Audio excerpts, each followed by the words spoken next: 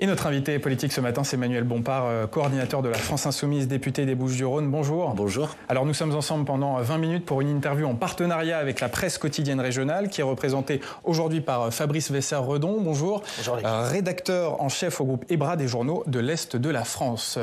Bonjour. Manuel Bompard, on va commencer par évoquer l'élection législative partielle en Ariège avec cet échec pour la NUPES, la victoire de la candidate dissidente socialiste Martine Froger contre la députée sortante insoumise Bénédicte Taurine qui était soutenue par la NUPES. Comment vous expliquez cette défaite ? C'est une défaite, effectivement. Alors d'abord, c'était pas une candidate dissidente socialiste puisqu'elle n'avait été exclue du Parti socialiste, elle n'en était pas membre. Bénédicte Taurine est arrivée en tête du premier tour de manière assez large dimanche dernier. Et là, manifestement, se sont regroupés autour de cette candidature dissidente les voix des macronistes, les voix de la droite, les voix de l'extrême droite. D'ailleurs, j'observe que ceux qui saluent aujourd'hui l'élection de Madame Froger vont même de Monsieur Dussopt jusqu'à Monsieur Odoul, qui est porte-parole du Rassemblement national. Donc voilà, je pense qu'il y a eu une forme de coalition de circonstances pour essayer de battre la candidate de la NUPES, et je le regrette. C'est la faute aux divisions du Parti socialiste, car Martine Froger est quand même soutenue par des cadres du PS, Anne Hidalgo, Carole Delga, le numéro 2 du PS, Nicolas Maillard-Rossignol. Ah bah clairement, on peut pas dire que l'ensemble du Parti socialiste a été en soutien de la candidature de Bénédicte Taurine. Ça, c'est une évidence. Moi, je rappelle que avant, à gauche, il y avait une sorte de tradition qui était que quand il y avait deux candidats de gauche au second tour, on évitait de laisser la liberté aux électeurs de droite et d'extrême droite d'arbitrer entre les deux candidats de gauche au second tour. Et je regrette que ça n'ait pas été le cas cette fois-ci. Et effectivement, je pense que le Parti socialiste doit dire clairement quelle est son orientation. Soit le Parti socialiste est en faveur de la NUPES, que je souhaite, puisque je suis attaché à cette alliance, soit le Parti socialiste ne le souhaite pas, mais vous pouvez pas avoir dans la même organisation politique deux orientations comme ça qui se confrontent. À sa décharge, le premier secrétaire du Parti socialiste a été particulièrement réglo avec vous. Je ne conteste pas, bien évidemment. Olivier Faure a tenu la parole des socialistes, puisque la parole des socialistes, c'était qu'il y a un accord de la NUPES et que c'est cet accord de la NUPES qui s'appliquait. Il a tenu la parole, mais il ne tient pas les socialistes. Manifestement, mais je ne vais pas lui en faire le reproche, mais ce que je veux dire, et ce qu'il faut que tout le monde comprenne, c'est que je peux comprendre qu'il y a des socialistes qui s'interrogent sur l'accord de la NUPES. Mais je voudrais quand même rappeler que l'année dernière, il n'y aurait pas eu de groupe socialiste à l'Assemblée nationale s'il n'y avait pas eu l'accord de la NUPES. Et que quand on fait un accord comme ça, il y a des circonscriptions où c'est les socialistes qui sont les candidats de la NUPES, et puis il y a des circonscriptions où c'est pas les socialistes qui sont les candidats de la NUPES. Et si les endroits où c'est pas les socialistes qui sont les candidats de la NUPES, finalement il y a d'autres socialistes qui se présentent quand même, et dans ce cas il n'y a plus d'accord de la NUPES du tout. Donc il me semble que Olivier Faure a tenu de ce point de vue-là le cadre de la NUPES et qu'il avait raison de le faire. Alors en tout cas, Martine Froger veut siéger dans ce groupe socialiste à l'Assemblée qui fait partie de l'intergroupe NUPES. Elle serait légitime à siéger dans ce groupe ? Je crois d'abord que les socialistes ont déjà répondu à cette question. Enfin, si j'ai bien lu le communiqué qui a été publié hier par la direction du Parti socialiste, ils disent que malheureusement on a perdu un député de la NUPES. Donc j'entends par là que la députée qui vient d'être élue ne sera pas membre d'un des groupes de la NUPES. Vous leur laissez régler leurs problèmes de famille entre eux ? Je les laisse régler, mais il me paraît évident qu'une candidate dont l'élection est saluée, comme ça a été le cas, et je le disais tout à l'heure, de Monsieur Dussopt à Monsieur Odoul, n'a pas sa place dans un des groupes de la NUPES. Pour les soutiens de Martine Froger, c'est une victoire, je cite, de la gauche républicaine face à une gauche dominée par la France insoumise. Qu'est-ce que vous leur répondez ? Je suis pas sûr que Monsieur Julien Odoul soit de la gauche républicaine. Il est le porte-parole du Rassemblement national. Non, mais Carole Delga, Bernard Cazeneuve défendent cette gauche républicaine. Mais tout ça n'a pas de sens. Et la NUPES est bien évidemment républicaine. Donc tout ça n'a pas de sens. La réalité de ce qui s'est produit en Ariège, et qu'on aurait tort de vouloir généraliser d'ailleurs ailleurs, c'est que la candidate dissidente a été le réceptacle de tous les battus du premier tour.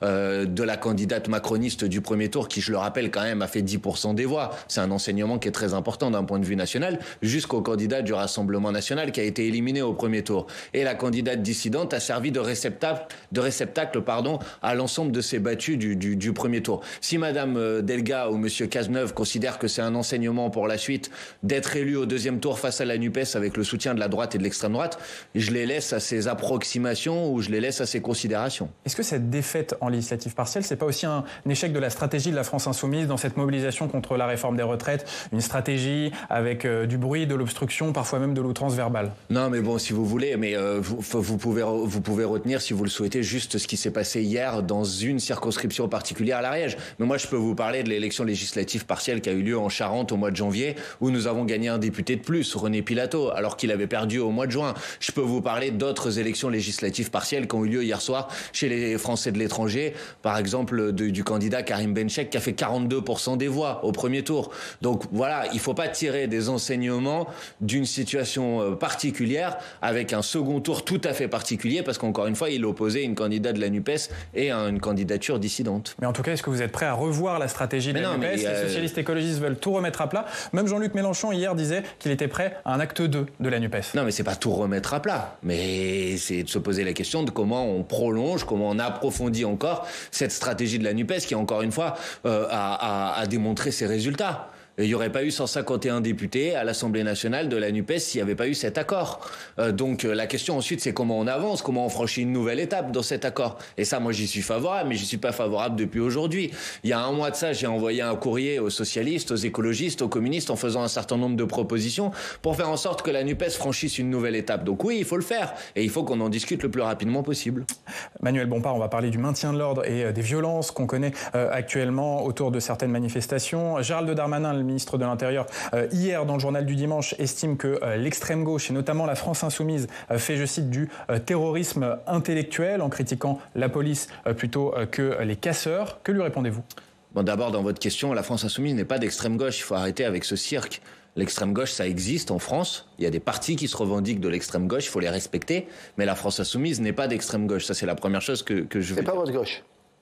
Mais c'est pas ma gauche, mais le programme politique que l'on porte n'est pas un programme politique d'extrême gauche, qui a une définition et des partis qui se revendiquent de l'extrême gauche. Bon, ça, c'est la première chose à dire. La deuxième chose à dire, c'est que manifestement, M. Darmanin est en campagne. Monsieur Darmanin veut remplacer Madame Borne à Matignon, tout le monde l'a compris, et donc pour essayer de se singulariser, il va dans les outrances qui sont tout à fait insupportables, parce que vous savez, le terrorisme, je crois que tout le monde sait à quoi ça correspond. Le terrorisme, c'est malheureusement des gens qui meurent derrière. Donc faut pas raconter n'importe quoi. Et le fait d'être en campagne pour essayer d'être Premier ministre à la place de Madame Borne ne justifie pas toutes les outrances. La France insoumise, elle défend dans cette bataille, puisque c'est de ça dont on parle sur les retraites, elle défend et elle porte la parole des 70% des Français qui sont opposés à cette réforme. Et M. Darmanin, plutôt que de diaboliser son opposition, devrait essayer d'entendre la parole qui s'exprime dans la rue depuis maintenant plusieurs mois et de lui donner une réponse plutôt que de l'ignorer ou de vouloir passer en force comme il le fait. On a l'impression qu'il est devenu un peu votre meilleur ennemi. Non, c'est pas un bon ennemi, non. Moi, d'abord, je pense qu'il fait beaucoup de mal, Monsieur Darmanin, parce que en diabolisant comme ça, d'abord, il dédiabolise l'extrême droite. Alors que je vous rappelle que c'est le même Monsieur Darmanin qui disait sur un plateau de télévision à Madame Le Pen qu'elle était trop molle. C'est ça, M. Darmanin, ce qu'il fait. Donc non, je pense que M. Darmanin fait beaucoup de mal à la République et à la démocratie en tenant ce type de propos. En tout cas, il a annoncé hier la création d'une cellule anti-ZAD au ministère de l'Intérieur avec des juristes spécialisés. Il promet qu'il n'y aura plus de ZAD en France. C'est plutôt un bon objectif. Mais bon, ça, c'est des mots, c'est des phrases, c'est des verbes. Avant, on avait le droit de faire des ZAD en France. Enfin, qu'est-ce que c'est que cette histoire?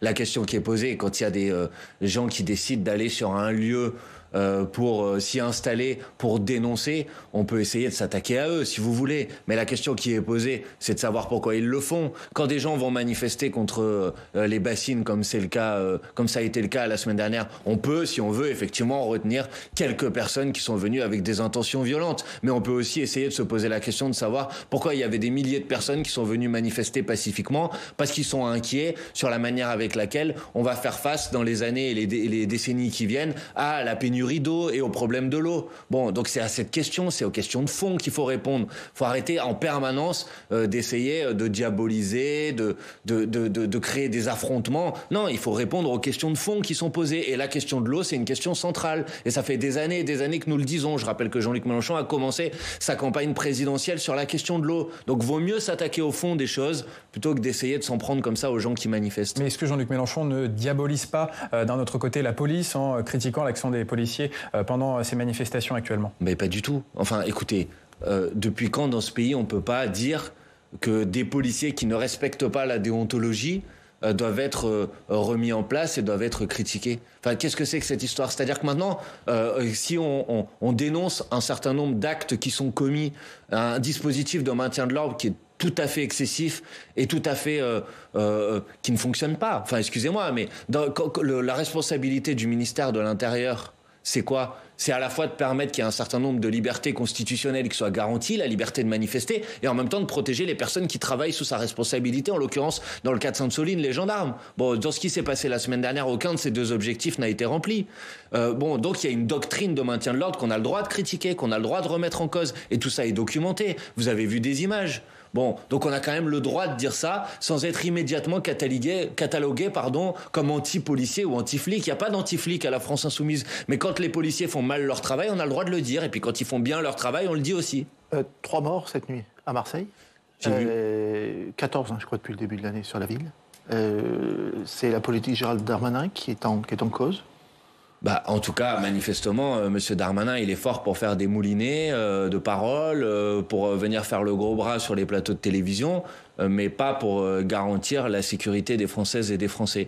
Et ce qui se passe à Marseille, comme dans d'autres villes, c'est qu'on a des règlements de compte, on a des trafics qui gangrènent et qui pourrissent la vie d'un certain nombre de Françaises et de Français. Et donc la question qui nous est posée, c'est comment on s'attaque sérieusement à ce problème. Et de mon point de vue, par exemple, on s'attaque sérieusement à ce problème en mettant des moyens dans la police judiciaire, en développant les moyens d'enquête. Ça n'a pas été fait, ça n'a pas été fait. Je pense que... Pas suffisamment. Je pense que M. Darmanin veut, parce que il est dans une stratégie médiatique, donc il veut une politique du chiffre. Donc il veut pouvoir dire on a mis des amendes à des consommateurs de drogue et au moins vous voyez on agit, mais ça ne résout pas le problème. Si vous voulez résoudre le problème, vous devez aller chercher à infiltrer, à pénétrer, à démanteler les réseaux de trafic de drogue, les réseaux de trafic d'armes, parce qu'après ça a des conséquences très concrètes sur la vie des gens. Donc oui, je pense que là aussi on a un désaccord qui est un désaccord radical avec M. Darmanin. Les questions de sécurité,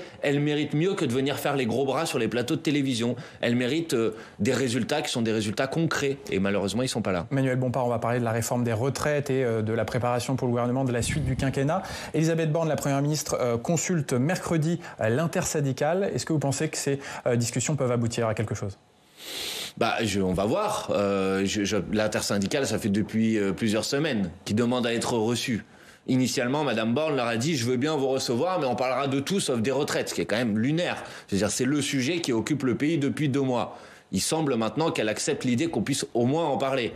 Moi, je lui dis juste une chose, c'est que si à la fin de ce rendez-vous, ça n'aboutit pas sur une décision claire qui est le retrait de ce texte de loi ou la décision du président de la République de ne pas le promulguer, ça ne résoudra en rien la colère qui s'exprime dans ce pays et qui est toujours aussi forte. Est-ce que ça voudra dire qu'Emmanuel Macron a gagné le bras de fer ? De quoi ? Si ça n'aboutit à rien. Non, M. Macron a déjà perdu sur la bataille des retraites. Il a déjà perdu parce qu'après 2 mois, d'ailleurs vous remarquez qu'il n'a plus un seul argument sur le fond pour essayer de justifier le bien fondé de sa réforme. On ne parle plus du fond de cette réforme. Pourquoi ? Parce qu'il a compris que personne n'était convaincu, que vous avez 70% des Français qui sont contre, plus de 90% des actifs, et que ce texte n'a même pas de légitimité parlementaire. Donc s'il passe en force... Parlementaire, oui. Oui, parlementaire. Constitutionnel. Le texte n'a pas été voté à l'Assemblée nationale. Le texte est valable.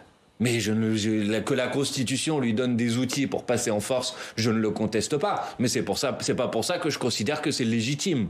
Bon, donc Monsieur Macron, de ce point de vue-là, a déjà perdu. Maintenant, l'objectif, c'est de gagner complètement. Et gagner complètement, c'est obtenir le retrait de cette réforme. Et vous le savez, il y a des nouvelles étapes dans la rue. Il y a une nouvelle journée de mobilisation jeudi. Moi, je souhaite qu'elle soit la plus puissante possible. Et je dis aux gens, si on est nombreux, si on défile par millions jeudi, on peut obtenir le retrait de cette réforme. Et puis je dis aussi aussi aux gens, il faut aller aider ceux qui sont dans la grève. Parce qu'il y a un certain nombre de secteurs qui sont rentrés dans des mouvements de grève. C'est difficile, c'est vrai, ça coûte de l'argent. C'est pas facile de faire la grève. Mais il y en a qui portent le mouvement de grève depuis maintenant plusieurs semaines. Et ben, il faut les aider. Donc il faut généraliser la grève jeudi. En tout cas, c'est ce que je pense. Et si l'intersyndicale reprenait ce mot d'ordre, par exemple, d'essayer de généraliser la grève jeudi, je pense que ce serait une bonne chose pour la lutte. Et puis mardi, les parlementaires insoumis et communistes vont marcher vers l'Élysée. L'objectif, c'est de remettre une lettre au président de la République et puis aussi de protester contre cette réforme. C'est une bonne démarche, cette marche vers l'Élysée. Il n'y a pas un petit symbole révolutionnaire ?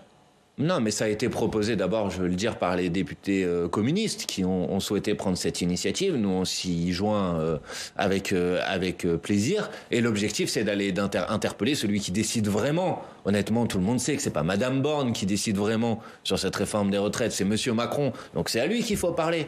Donc on va aller le voir et on va lui demander, effectivement, maintenant, écouter la parole des Françaises et des Français et retirer cette réforme, reculer. Il n'y a pas de honte à reculer. Et parfois, c'est mieux de reculer quand on n'est pas en capacité de faire passer cette réforme dans des bonnes conditions. Je rappelle que M. Chirac avait reculé sur le contrat première embauche, que M. Juppé avait reculé en 1995 sous la présidence de M. Chirac aussi. Il n'y a pas de honte à reculer. Ils n'en sont pas morts. Est-ce que vous appelez les Français à participer aussi à cette marche vers l'Élysée ? Non, mais je crois que c'est une initiative qui est une initiative parlementaire. Après, les gens font ce qu'ils veulent. Moi, je peux pas, j'ai pas le pouvoir de leur dire venez pas. Mais l'initiative qui a été proposée par les députés communistes, c'est une initiative de parlementaires qui vont devant l'Élysée. Maintenant, si des gens viennent, ils viennent et voilà, c'est comme ça. Voilà, vous n'êtes pas hostile à ce que les Français aussi y participent. Pourquoi les députés insoumis refusent les entretiens que Elisabeth Borne, la Première ministre, va commencer cette semaine avec les partis politiques pour préparer la suite du quinquennat ? Précisément pour la raison qui est dans votre question, c'est que l'objectif de ces entretiens, ça a été dit d'ailleurs par Monsieur Macron quand il a confié à Madame Borne, c'est d'essayer de trouver une nouvelle majorité, d'élargir la majorité pour la suite du quinquennat en essayant de faire comme si la bataille sur les retraites était close. Mais elle n'est pas close. L'opposition, elle est toujours aussi forte. Donc le sujet, c'est pas de préparer la suite. Le sujet, c'est comment on sort du moment dans lequel on est aujourd'hui. Bon, premièrement. Et deuxièmement, Monsieur Riester a dit que de toute façon, il fallait venir parler avec Madame Borne uniquement des sujets sur lesquels on est d'accord. Donc moi, j'ai pas l'intention d'aller parler avec Madame Borne des sujets sur lesquels je suis d'accord parce que je suis pas d'accord, notamment sur cette réforme des retraites. Donc tout ça est une stratégie de communication, ces entretiens, et l'ensemble des groupes de la NUPES, j'espère que vous l'avez remarqué, n'y participeront pas. Est-ce que vous croyez encore au RIP ?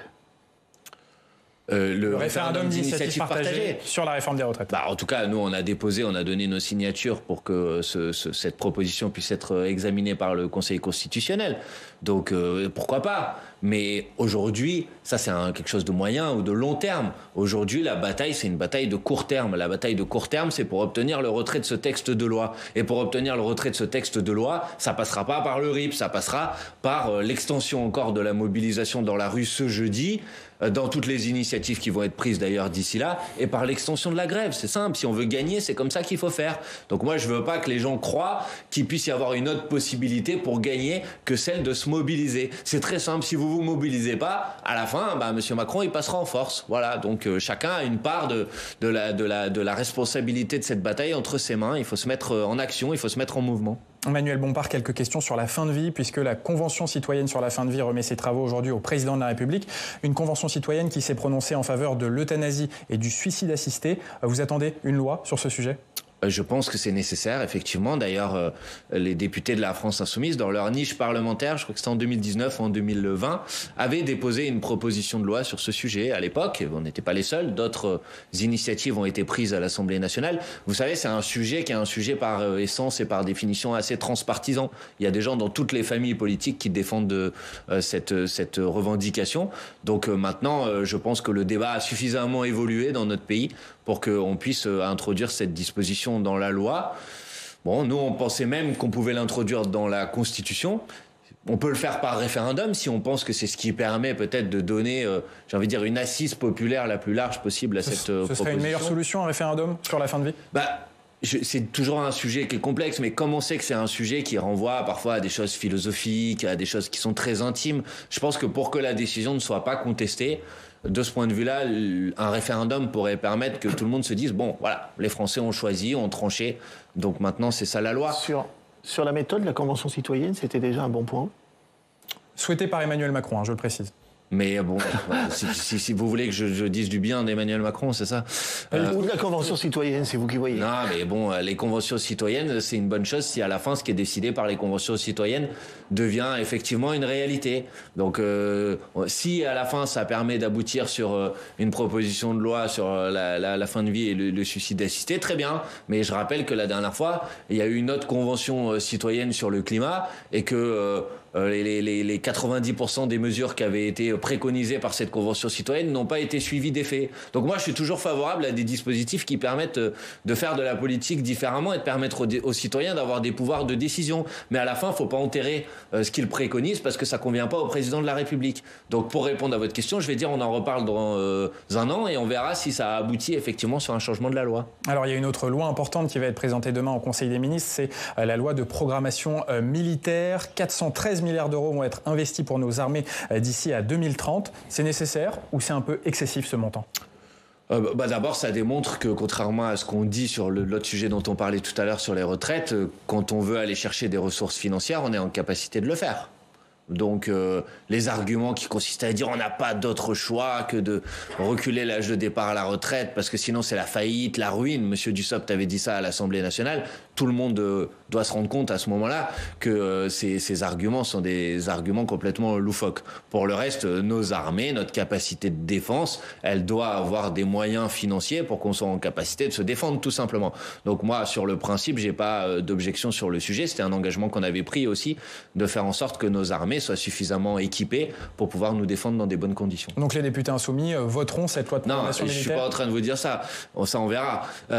Pour l'instant, ce que vous m'avez posé une question sur le niveau de moyens alloués. Ensuite, il y a des débats à l'intérieur. Il y a quelles sont nos priorités. Il y a quelle est notre doctrine générale, il y a qu'est-ce qu'on fait en matière de spatial, qu'est-ce qu'on fait en matière de cybersécurité. Bon, vous voyez, il y a tous ces sujets-là et on va en débattre. Moi, ce que j'observe, c'est que à nouveau, vous avez un ministre qui vient faire un certain nombre de déclarations dans la presse, alors que sur ce type de sujet, si on pouvait avoir d'abord un débat à l'Assemblée nationale, je pense que ce serait pas mal. 10 milliards d'euros pour le nouveau porte-avions qui va remplacer le Charles de Gaulle. Là aussi, c'est nécessaire ? Précisément, voilà, vous donnez un exemple de sujet sur lequel ce serait bien qu'on puisse en débattre. Moi, je dis pas non par principe, mais ça dépend comment ça s'articule avec le reste de la doctrine de défense de notre pays. Donc je voudrais pas que le porte-avions soit un petit peu l'arbre qui cache la forêt d'un débat nécessaire sur qu'est-ce qu'on fait de notre politique de défense dans les années qui viennent. Dernière question sur l'Ukraine, Manuel Bompard. L'Assemblée nationale a reconnu la semaine dernière le génocide ukrainien de l'Holodomor dans les années 1930. C'est une grande famine orchestrée par Staline qui a tué plus d'1 million de personnes. Les députés insoumis n'ont pas pris part au vote. Pourquoi ? D'abord, bien évidemment, l'Holodomor est quelque chose d'ignoble, ça c'est une évidence. Maintenant, la caractérisation de génocide, elle correspond selon l'ONU à un certain nombre de critères qui, de notre point de vue, dans ce cas de figure-là, ne sont pas réunis.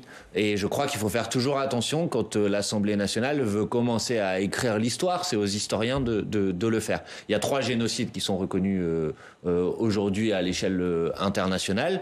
Il y a un certain nombre de critères qui y correspondent. Il me semble que le cas de l'Holodomor n'y correspond pas. C'est pour ça qu'on n'a pas participé au vote. En même temps, on n'a pas voté contre parce qu'il est évident que ce qui s'est passé en Ukraine à cette époque-là est tout à fait insupportable. Merci beaucoup, Manuel Bompard, d'avoir été notre invité politique aujourd'hui. Merci beaucoup, Fabrice Vaisseur-Redon, pour les journaux de l'Est de la France.